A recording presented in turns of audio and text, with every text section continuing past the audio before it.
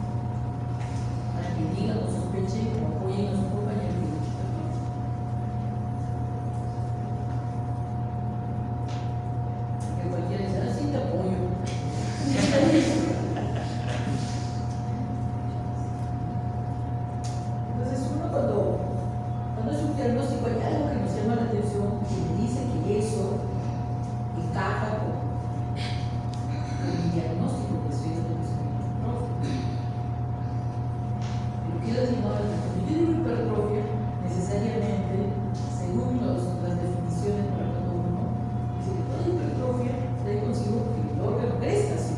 Si yo estoy viendo el tejido crezca, entonces necesariamente algo crecido, ¿qué ha crecido?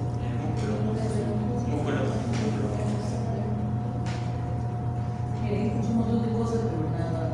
El músculo. El músculo, ¿qué músculo? Pericardio, el endocardio. Mejor dicho, ¿dónde has visto eso? ¿Qué padre, qué sitios? En la esquina, en el parque, en el jardín, en la biblioteca. ¿Qué parte? El ventrículo. Ya va uno. Otra, porque una golondrina que se verá. Ya hasta dos te puedo pasar. Se supone que si crece, el espacio va a disminuir. Entonces, eso nos ayuda a reconocer para aquellos que solamente han dicho sí, sí, sí. Hasta el músculo papilar también nos podría ayudar. Bueno, pero ahora, chicos, yo no sé si ustedes saben, pero hay dos tipos de hipertrofia. Hay una hipertrofia concéntrica y hay una hipertrofia excéntrica. Una concéntrica es el que sí va a reducirme el espacio. El espacio ventricular va a reducirse. Pero cuando tengo una hipertrofia excéntrica, al contrario, ¿no? Porque una hipertrofia excéntrica, ¿qué significa? Que hay una dilatación y también hay hipertrofia. Dos cosas juntas. La dilatación.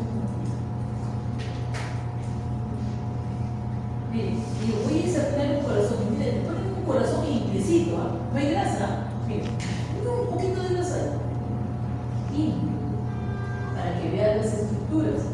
Pero esa estructura, como tú ves acá que dice PA, es la arteria pulmonar. Le saque la grasa, no le saque la grasa, siempre va a ser la arteria pulmonar. Siempre. Entonces, esto es importante, ¿saben por qué? Porque ubicar la arteria pulmonar te sirve para qué? Te sirve para abrir el corazón. Porque para abrir el corazón tienes que darle un corte acá. Acá lo cortas. Lo cortas así, derecho, yo no sé.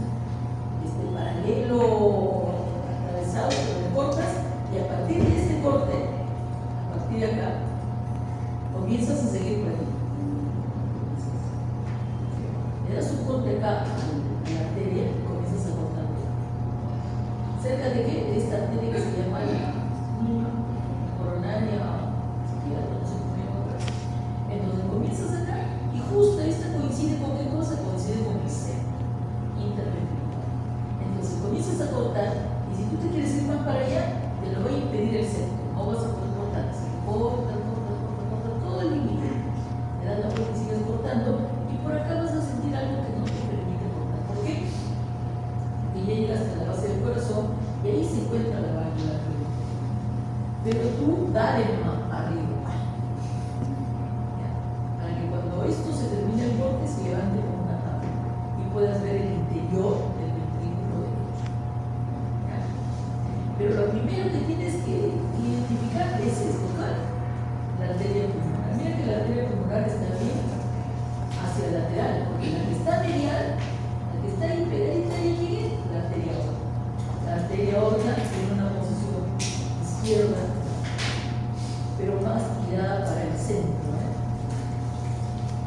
Tú primero vas a ubicar la arteria. Entonces quiere decir que todo esto es el ventrículo derecho y esto que forma la punta del corazón, ¿quién es? El ventrículo izquierdo. Así se abre el corazón derecho. Del lado izquierdo agarras el corazón así como está, así lo agarras. Punta acá. Corazón. El lado izquierdo está acá. El lado derecho está acá. Y vas a cortar así. El costado del lado izquierdo vas a tratar un corte desde arriba con el cuchillo hasta la punta del corazón. Así, cosa que el ventrículo izquierdo se abre así contigo. Y vas a examinar todas las estructuras. No te atrevas a hacer un corte transversal. ¿Sabes por qué? Porque te pongo esta es la mejor manera de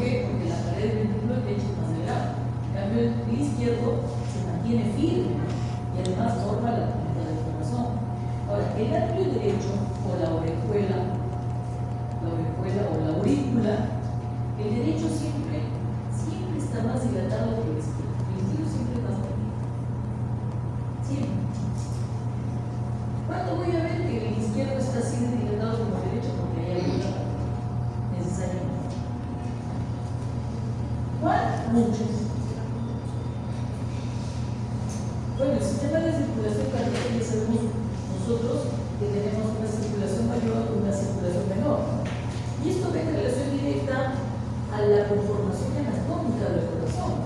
Ustedes han visto que el lado derecho, ¿no?, la pared del corazón es el lacio, porque el corazón no tiene que hacer mucho esfuerzo para bombear la sangre, porque solo lo manda a los pulmones, y la distancia que hay entre el corazón y los pulmones es bastante corta. Entonces, no tiene por qué gastar más energía, por eso su pared es delgada. En cambio, el lado izquierdo, que tiene que ver con la circulación mayor, es en el corazón, toda la economía, todos los órganos, todos los sistemas, no tiene que cambiar a la izquierda. Entonces, por eso es que tiene la pared bastante gruesa, porque tiene que ser lo suficientemente fuerte para que la sangre expulse la sangre, la cantidad que se necesita y que llegue a todos. Claro que esto está apoyado, probablemente apoyado, puedo decir cosas más, porque por las arterias que poseen una capa muscular bastante desarrollada, si lo comparamos con las venas, y que ayudan a mantener el impulso de la sangre para que llegue a toda la economía. Entonces, eso es, y por eso es que siempre debemos de tomar en cuenta esto, tanto la circulación mayor como la circulación menor, ¿no? Y también cuando se acuerdan, cuando había una congestión sistémica y cuando fallaba el corazón derecho, la sangre venosa se acumulaba en los órganos de donde tenían que llegar la sangre del corazón, y el corazón era incapaz de poder bombear o mantener el gasto cardíaco.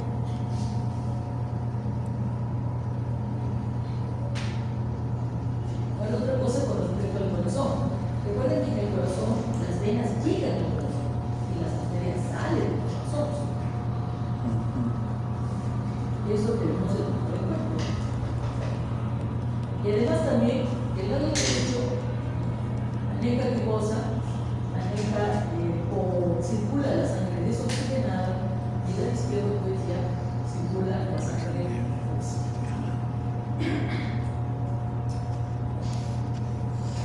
Aunque la arteria pulmonar, ¿qué sangre lleva? ¿Oxigenada o desoxigenada?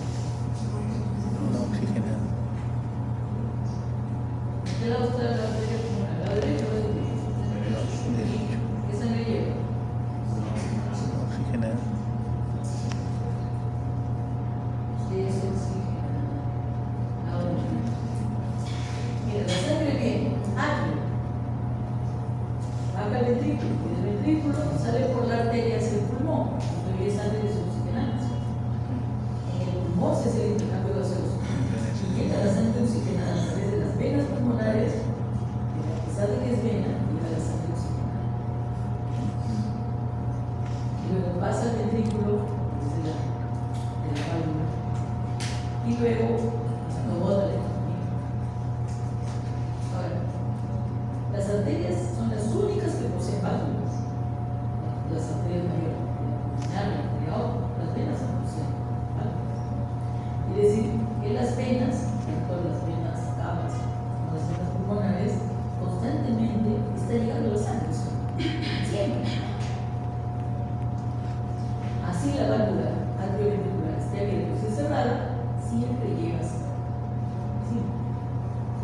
No hay quien la cierre. Si te cierras, se muere. En cambio, las arterias sí. Las arterias se abren. La arteria permanece cerrada.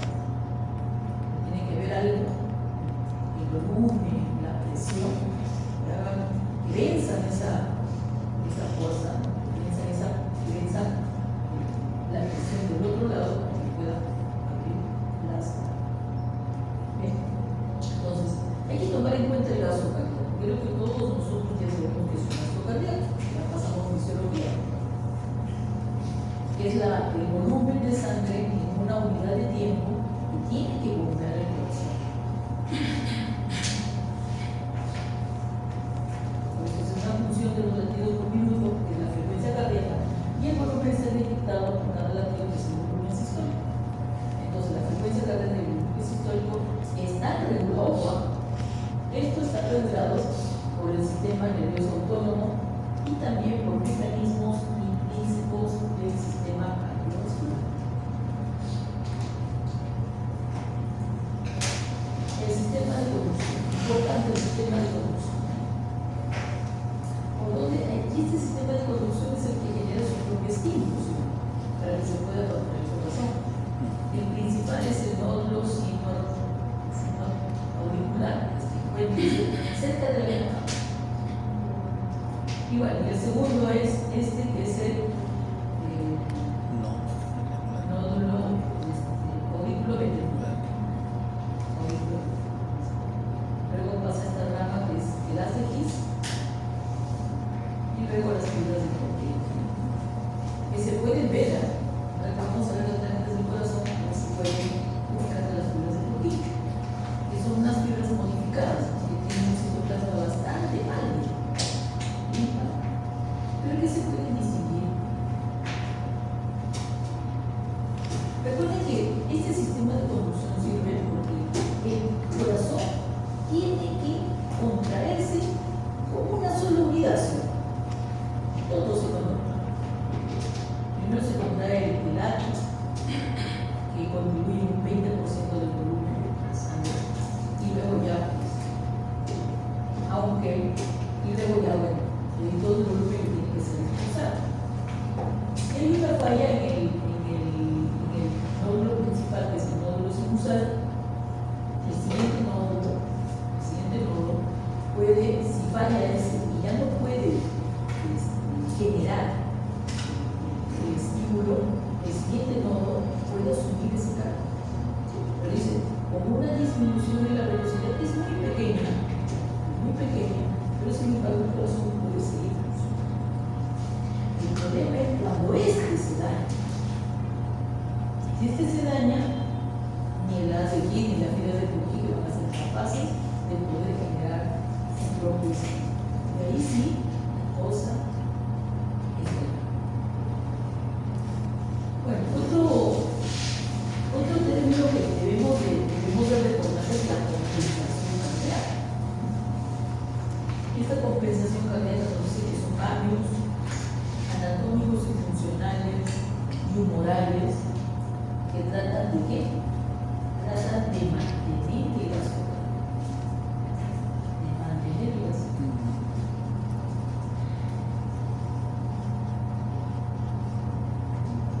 Ante cualquier circunstancia, necesariamente.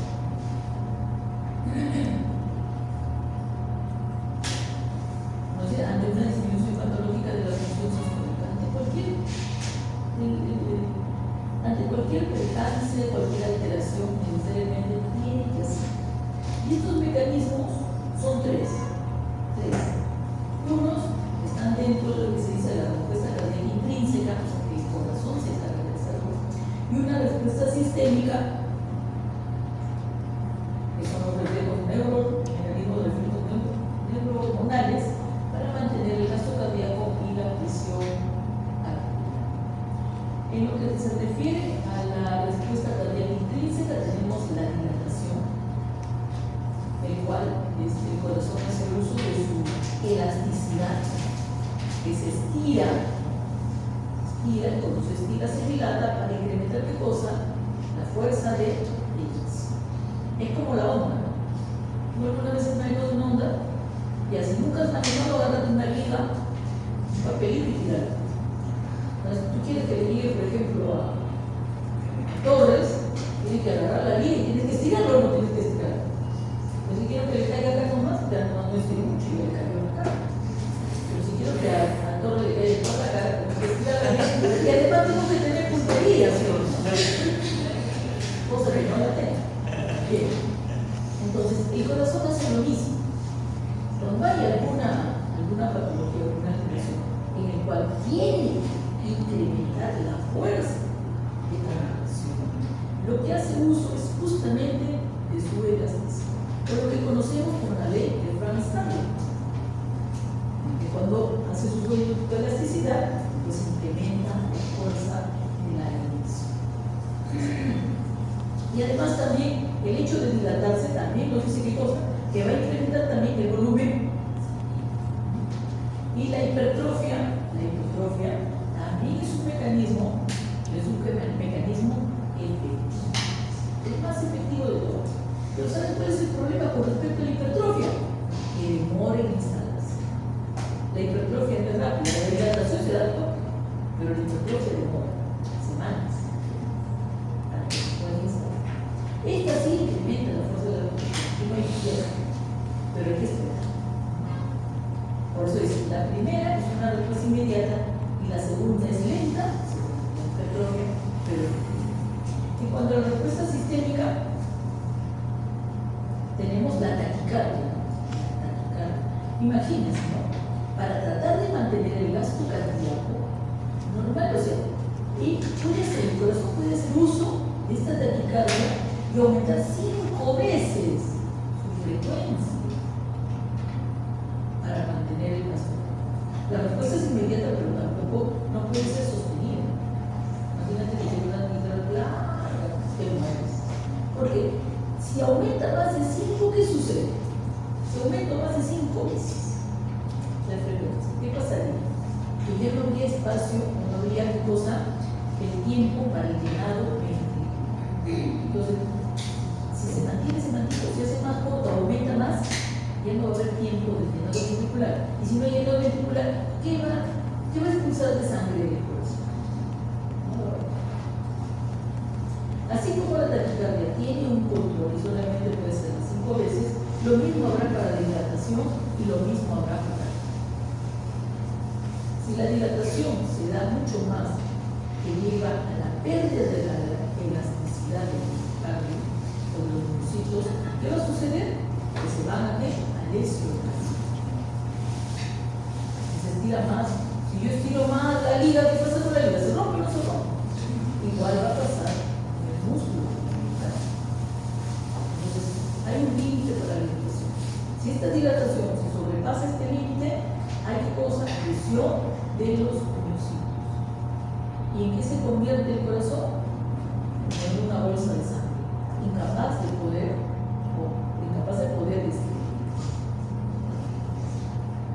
inyectar, mandar la sangre bien, no puede ser.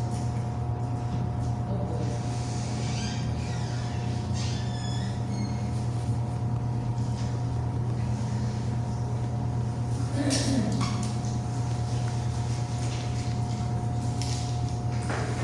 Muy bien, y la hipertrofia también tiene un tope, chicos. Imagínense, la hipertrofia también tiene un límite, porque si esto sobrepasara su límite, ¿qué pasaría?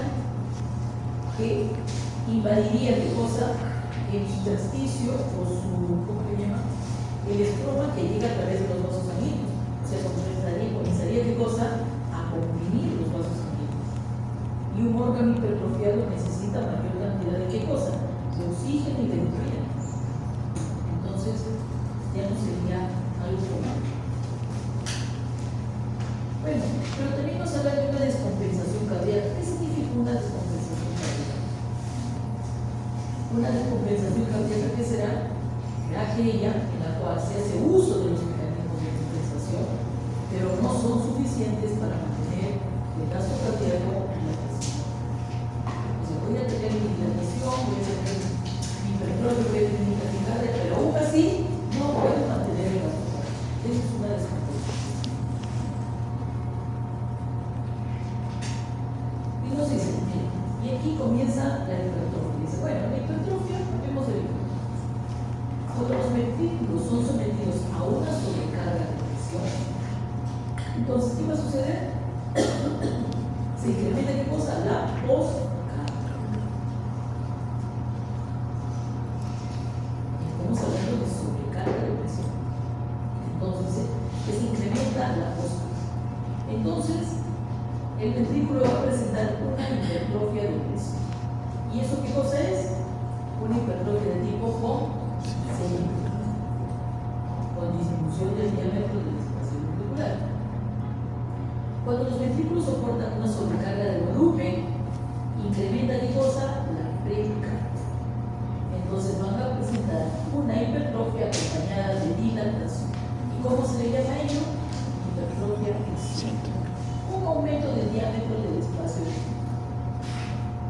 Esta, por ejemplo, esta ya no me parece que sería hipertrofia, no me parece dilatación. Pero aquí viene, ¿y cómo yo sé que eso se está dando así? No sé, ¿cómo no puede ser que es una dilatación de tipo patológica? La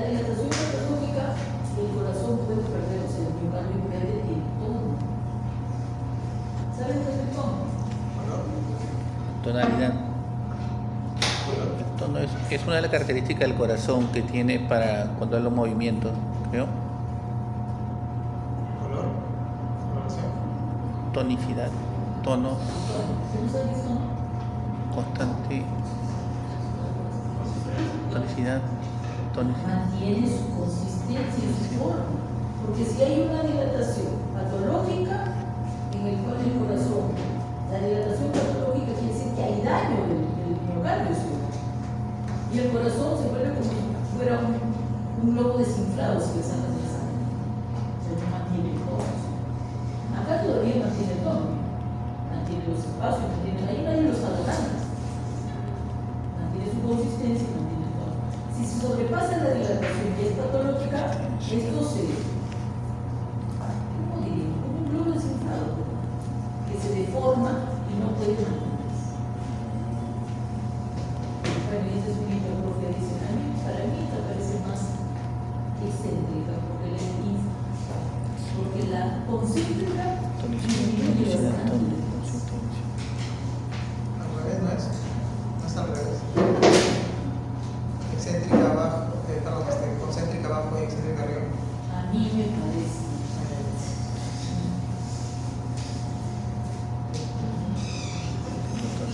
Yo tendría concéntrica, esta pondría concéntrica, esta es. ¿Sí o no? ¿Esa es una concéntrica o no? concéntrica, diámetro de Hagamos presión. el caso de lo que nos está presentando, concéntrica y excéntrica.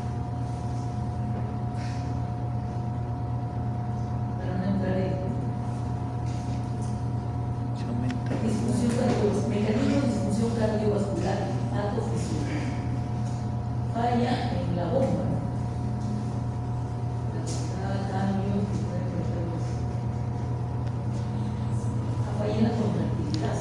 Ahí en la Después obstrucción contractilidad, del flujo sanguíneo, tonicidad. por ejemplo, la estenosis valvular, la hipertensión pulmonar, el sistema, regurgitación de la sangre. Cuando hay una falla, ¿dónde? En la válvula, hay regurgitación. ¿Qué significa regurgitación? Que hay un movimiento cerebral. Ruptura del corazón o de los vasos grandes, mayores. Por ejemplo, dice, Desorden, taponamiento cardíaco o desorden, hemorragia interna masiva. Desórdenes de la conducción cardíaca, falla de sincronización de la respiración cardíaca. Todos estos nos van a llevar a una disfunción cardiovascular.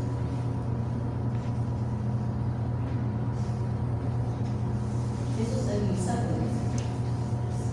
Vamos a dejar esto más. A ver, Zachary también nos propone esto. ¿Es posible la atrofia del miocardio? ¿Qué te dice Zachary? Zachary dice que sí. Que sí puede. Que puede haber una atrofia. ¿Pero saben cuándo he visto yo una atrofia? No he visto, sí. He visto un reporte acerca de la atrofia del músculo. Es creo que era un oso de anteojos, pero un oso de anteojos en cautiverio, que el alimento que le daban parece que no producía o no tenía un aminoácido que ellos necesitan justamente para su músculo. No sé si solamente para el músculo cardíaco o el músculo esquelético, pero sí encontraron una atrofia del corazón. No creo que se haya muerto del corazón, no sé qué se murió el animal, pero encontraron eso. Que no había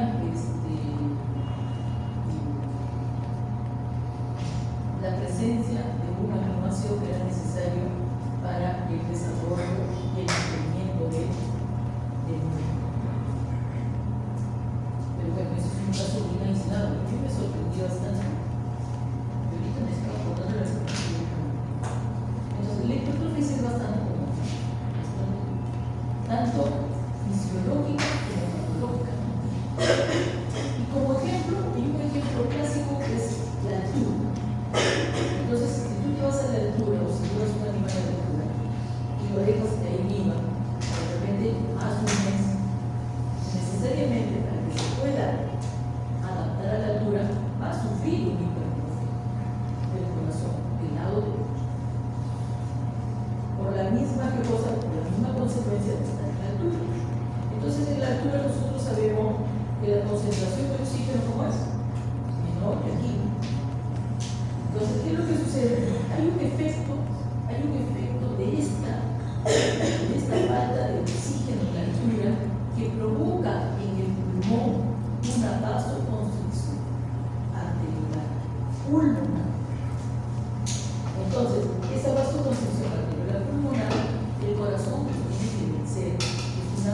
resistencia que tiene que decir. Por eso es que se produce la hipertrofia del lado derecho. Es un efecto de la lectura muscular. El corazón se va a hipertrofiar, va a mantener su gasto cardíaco. Y eso significa que sí ha podido mantener su altura. Pero ¿qué pasa si el corazón, el individuo, a pesar que hace su hipertrofia, hace todo, no puede mantener un gasto cardíaco? Entra en una descompensación, que le puede llevar a una insuficiencia, y que de hecho lo puede llevar a una insuficiencia, y ya estamos hablando ya de que no se puede adoptar, y que eso se llama, la enfermedad se llama la enfermedad del mal de Naila. Bien, y esta enfermedad, pero además, inclusive hasta se puede morir, como se diría en las vacas. Entonces, como parte de sus lesiones a identificar está la hipertrofia del lado derecho. Y también la hipertrofia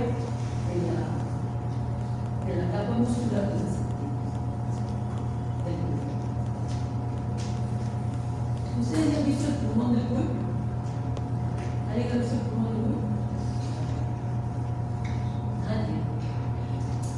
Bueno, el cuello no vive en la altura, vive casi, pero examínale el pulmón, mírale sus arterias pulmonares. Todas parecen que tuvieran hipertrofia. Pero ya hemos visto cualquier cantidad de pulmones de cuello y todos tienen.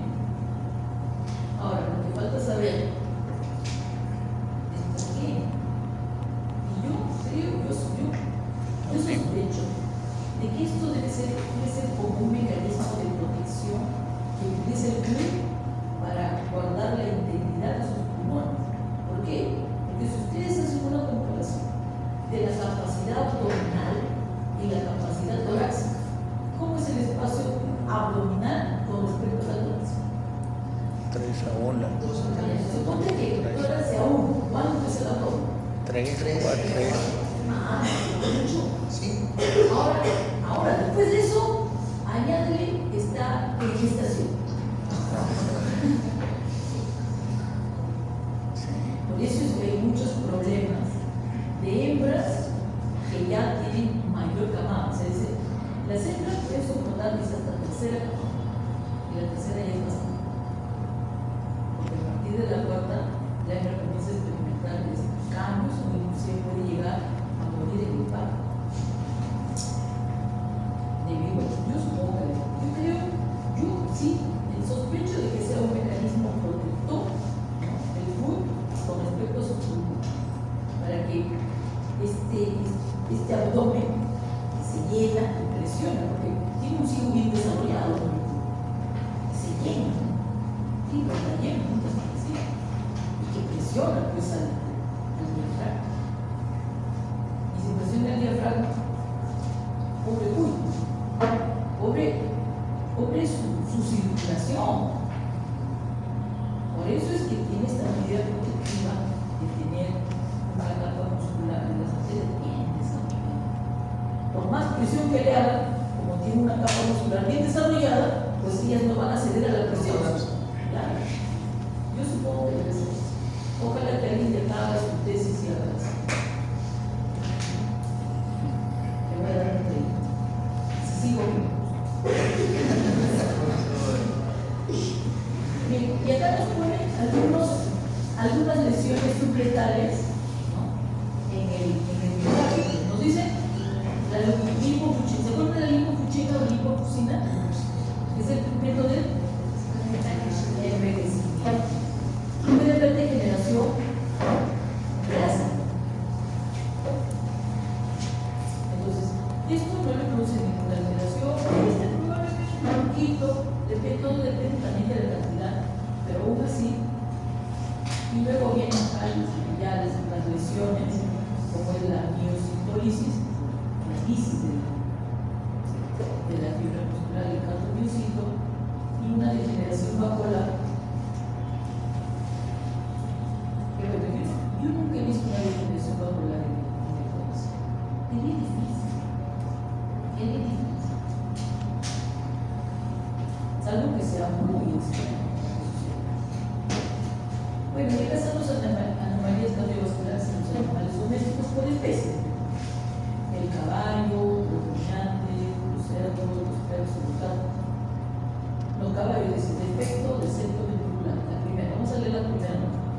rumiantes, hematomas valvulares. Miren, en realidad no se llaman hematomas valvulares, se llaman quistes hemáticos. Son quistes. Y estos son remanentes de los vasos sanguíneos que tenían las válvulas cuando recién se forman en el estado fetal del ser. Y que luego van desapareciendo, porque las válvulas no tienen vasos sanguíneos y quedan arrestadas, ¿no?, en espacios así como si fuera un quiste lleno, en ese líquido lleno de sangre, y que está sobre la superficie de las válvulas, pero que no le provoca ninguna alteración funcional, por más pequeña o grandecita que sea. Mira, puede llegar a lo mucho y a que sea 1 centímetro, que es bastante, pero son pequeñas, ¿no? En el cerdo tenemos el defecto de Shu y Monadiotoshi.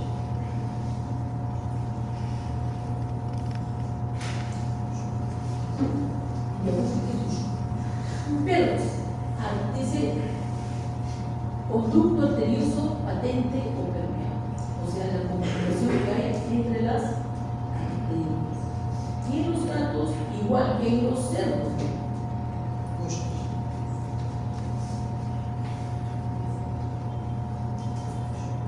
Hay algunas malformaciones que también comparten las especies.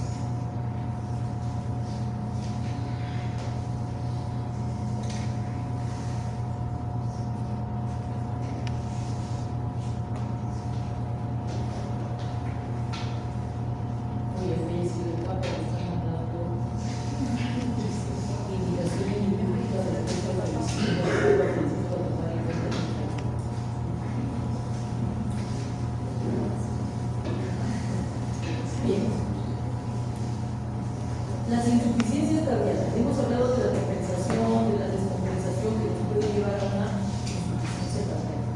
Recuerden que estas insuficiencias cardíacas, ¿no?, vamos a hablar acerca de las causas y también después vamos a mencionar las consecuencias o los efectos que ya lo hemos visto en patología 1, ¿no?, que principalmente ¿qué cosa es?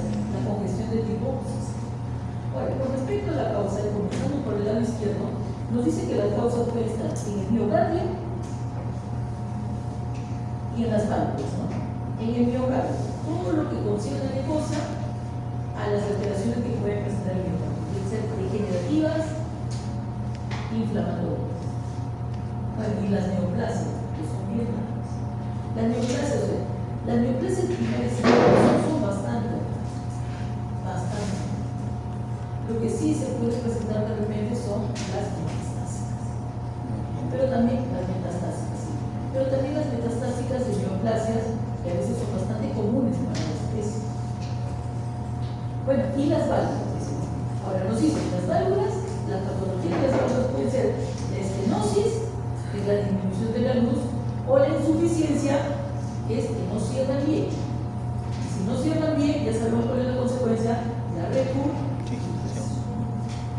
Y nos dicen que acá puede ser de las válvulas del corazón, que es en el lado izquierdo, que es la mitral, o de las arterias cuando nacen, ¿no? Y ni bien nace la arteria, ya está la válvula. Y son consideradas partes del corazón, a veces, siempre creo que se la menciona, y nos mencionan que aquí puede ser la insuficiencia o estenosis de la sigmoidea aórtica o segmental aórtica.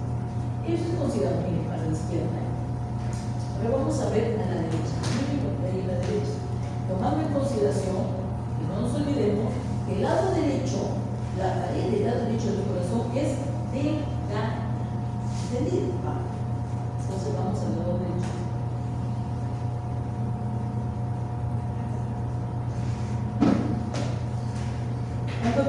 Cuando mencionamos las causas del lado derecho, miren a quién se añade.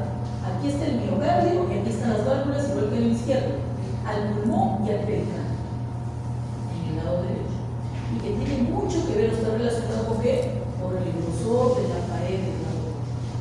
Cuando hablan del pericardio, nos dicen que si hay un hidropericardio, si hay una pericarditis crónica, pero si hay también un hemopericardio, ¿va a afectar el lado derecho? Sí, justamente por lo que les estoy diciendo. ¿Qué cosa? El grosor de la pared. Entonces, estas sustancias que se van a acumular en el espacio pericárdico van a comprimir al corazón, el lado derecho va, ¿qué cosa? Va a afectar esta condición. Si la pared es delgada, por eso se considera el endopericardio, alengopericardio, y aquí el proceso inflamatorio crónico, como es la pericarditis crónica. La pericarditis crónica, además de producir la necrosis, también puede producir adherencias entre los pericardios. Y si produce adherencias, va a estar pegado el pericardio parental con el visceral y no van a permitir que el corazón se pueda, ¿qué cosa?, expandir para el llenado ventricular. Ese es el problema. Pero especialmente, ¿quién? El lado derecho.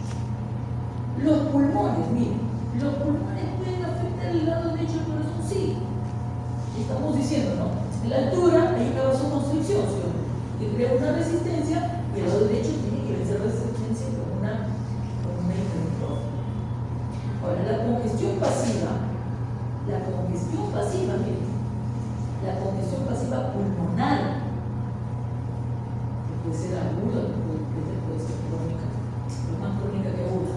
La neumonía crónica, los emfisemas y colapsos extensos van a tener un efecto sobre el pulmón y por lo tanto también en el. Pero otra cosa, miren, acá dice congestión pasiva.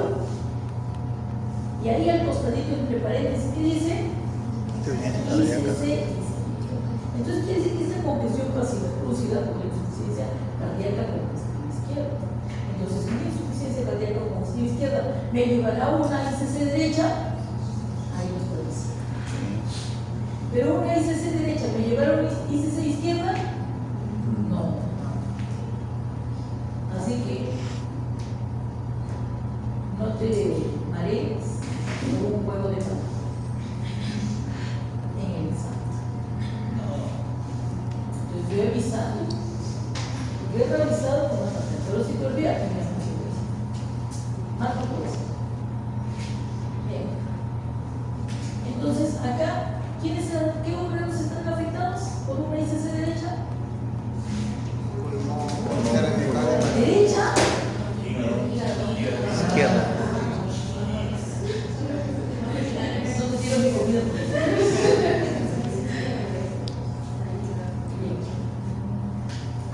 Ya sabes, si ICC izquierda, puedo conseguir una ICC derecha.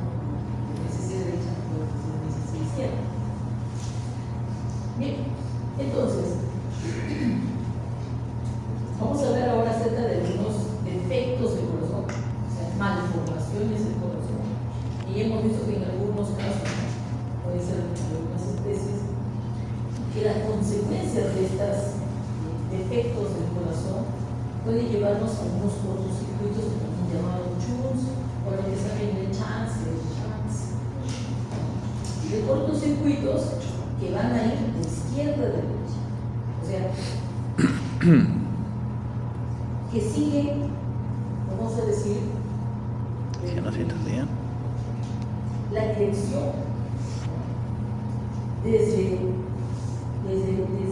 desde el lado que mantiene una presión alta, desde un lado que es más alto.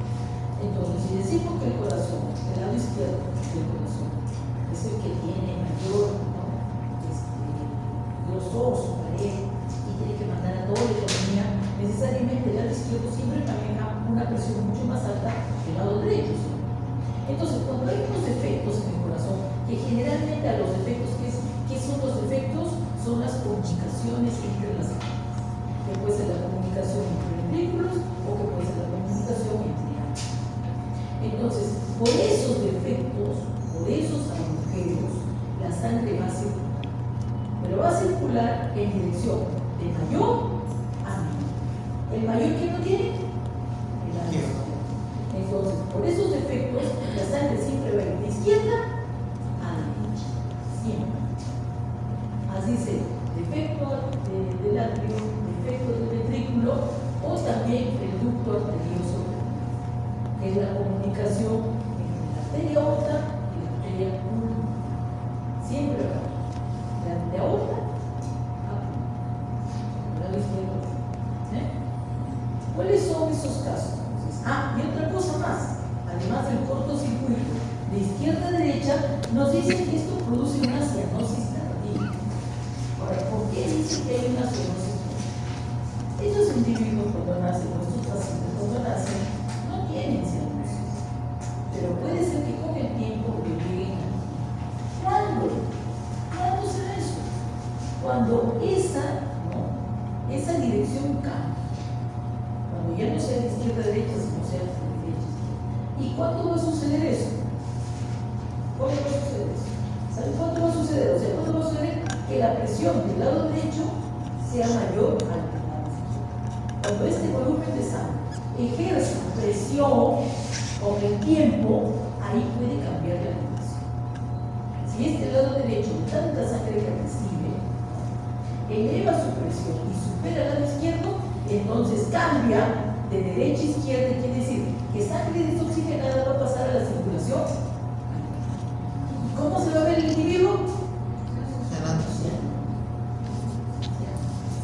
Por eso le llaman cianosis tardía. Entonces, todas las comunicaciones o los efectos en los tabiques, por decir, comunicación interauricular, comunicación interventricular y el conducto arterioso.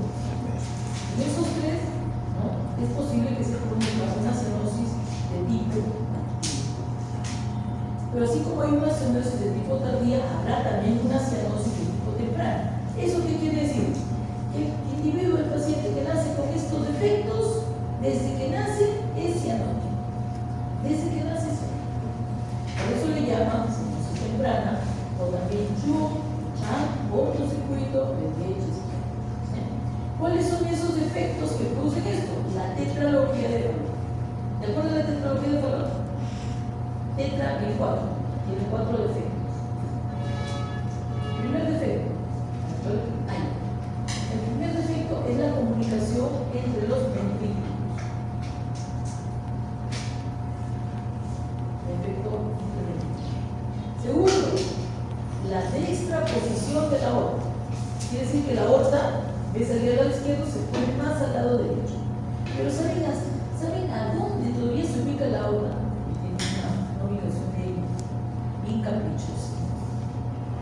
Se ubica sobre el defecto. O sea, ahí donde está el agujero donde hay comunicación entre los ventrículos, la aorta está encima de este defecto. Por eso dice que esta cabalga el defecto. La dextraposición de la aorta cabalga el defecto. Entonces, esto quiere decir que cuando los dos ventrículos se contraen, que tienen que contraerse al mismo tiempo, la sangre, la mayoría de la sangre va a pasar justo a la arteria. O sea, sangre oxigenada y sangre oxigenada pasa por la arteria.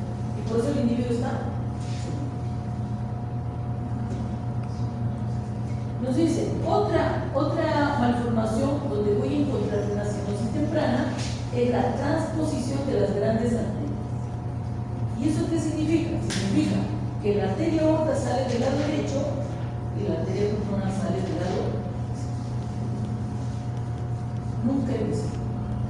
Nunca he visto. Y el otro peor. El otro se llama el tronco arterioso. Quiere decir que en este corazón las arterias no se dividen y salen por un solo tronco. No hay arteria pulmonar, no hay arteria pulmonar. Es uno solo. Por eso le llaman el tronco arterioso. Tampoco nunca en mi vida lo he visto. Y no creo que ya lo. Otra puede ser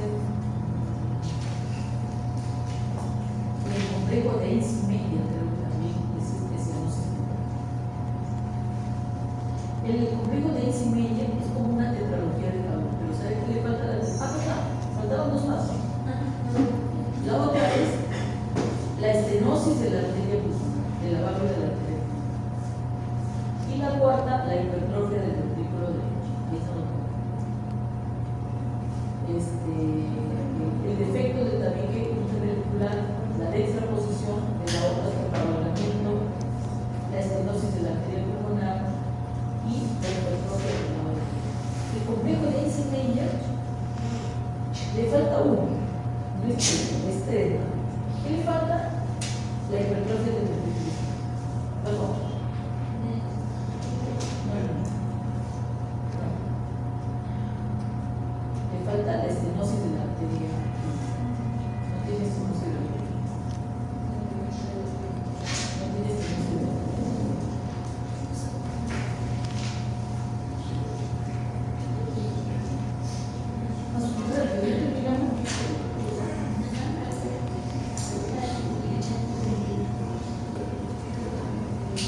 dicho que voy a hacer rápido porque supone que vivía en los años examen. Así estaba diseñado. Bueno, apliquemos la pregunta. La siguiente imagen tiene que más función la mayoría de que se trata de indicar cuáles son las alteraciones de la relación indicar que las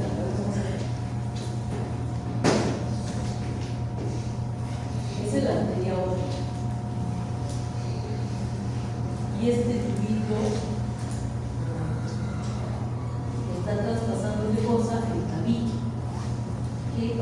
¿Qué anomalía es?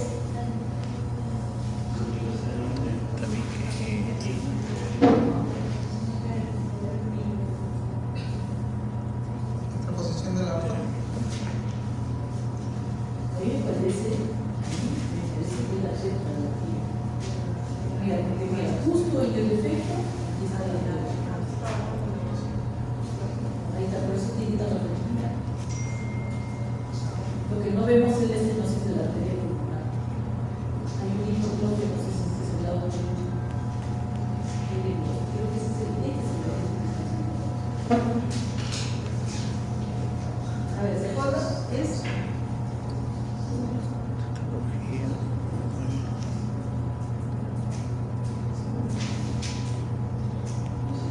¿se acuerdan qué es?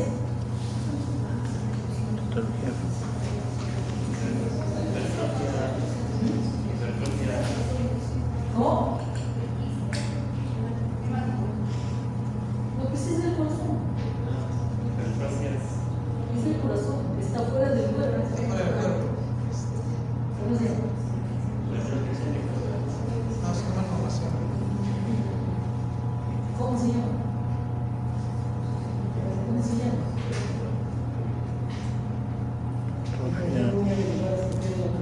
Excéntrica. Hipertrofia excéntrica. Ectopía. Ectopía cortis.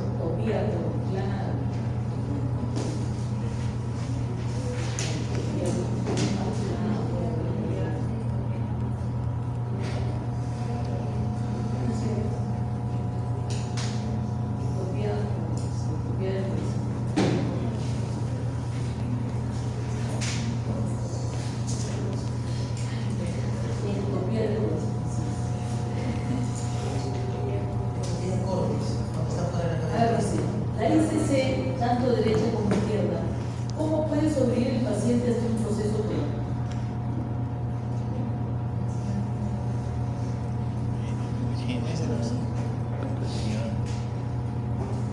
Porque hay insuficiencia cardíaca ofensivas derechas agudas y hay insuficiencia cardíaca ofensiva derecha crónica siempre.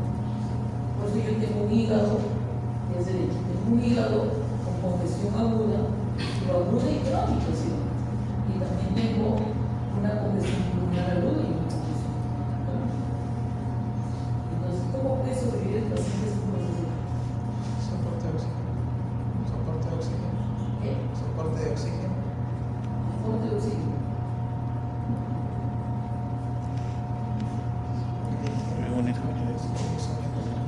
En la universidad había una cabrita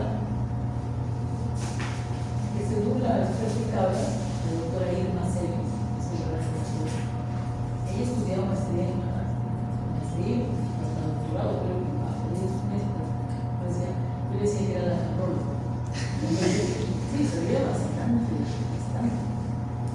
Entonces, ella cuando vio esta cabrita, le dijo que esa cabra no sirve para criar y ser mamá, porque dice que su profundidad del pecho o su esternón no tenía una buena conformación, que mejor sería que la manden al camal o que salgan de ella.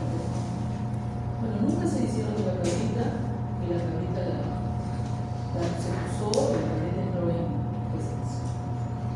Salió, pero a los 2 días o 3 días de nacer. Y su cría nació débil porque también a los 2 días no tuvo que salir. Entonces ella después del parto no se pudo levantar.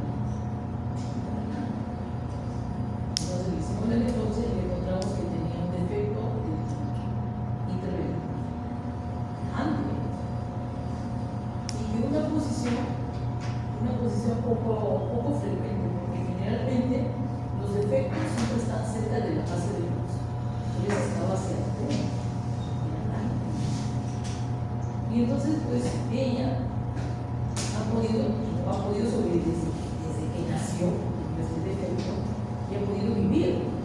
Pero imagínate con una gestación así, que también sobrevivió, pero al parto, ahí sí ya la ves. Pero encontramos en el hígado tenía una congestión crónica. Había una congestión crónica con engrosamiento de la cápsula, el hígado estaba mal. No quiere decir que el hígado estaba bien chiquito, pero sí había disminuido el tamaño y ya no guardaba la forma que tiene el hígado de los niños. Eso también me llamó la atención. Pero el hígado, el gas, el pulmón, estaba congestionado. Y la creación no había, no hice la cultura, no sé si me han contado, porque no lo recuerdo, pero le encontramos este defecto. Entonces, él desde que nació tenía el defecto de sobrevivir. Y también sobrevivió y llevó su gestación. Que también había una demanda, hay una demanda de sangre, circulación y de todo. Pero sí lo que ya no es lo principal. Entonces, sí, eso ha tenido su gestión crónica hepática, con una atrofia leve, nada. Se pudo sobrevivir a todo eso. Entonces, quiere decir que de alguna forma hay una especie de compensación. No puede ser compensación, porque en una compensación mantienes tu vasopatía. Yo no creo que mantengas tu vasopatía. Si no hay hígado, no tendría de alguna manera podría sobrevivir, pero no le dio para tanto. Se descompensó así. Entonces, inclusive hay insuficiencias cardíacas que ni siquiera son diagnosticadas. Como el perro, no sé si el perro trata de sobrellevarlos. Y después ya cuando ya no puede sostener el proceso crónico,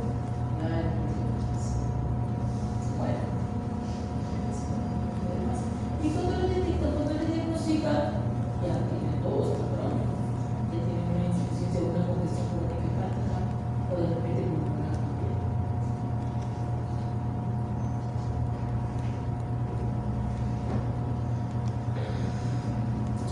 Dice, ¿qué crees que los mecanismos compensatorios cardíacos son regulados? ¿Por qué explica uno?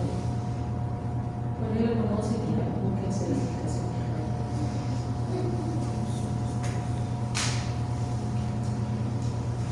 Sí, hasta que llegamos a Puerto, lleva bastante tiempo. 5 minutos. ¿Entonces sí que se acaba? Sí, chicos, por si acaso, hoy día le paso al delegado la lista de las tipos para que lo vean. Mejor que lo vean porque las cosas han cambiado. Los temas van a ser cada vez. Los temas de disposición y la teoría van a ser los mismos. Pero no se preocupen, ya he hecho los grupos.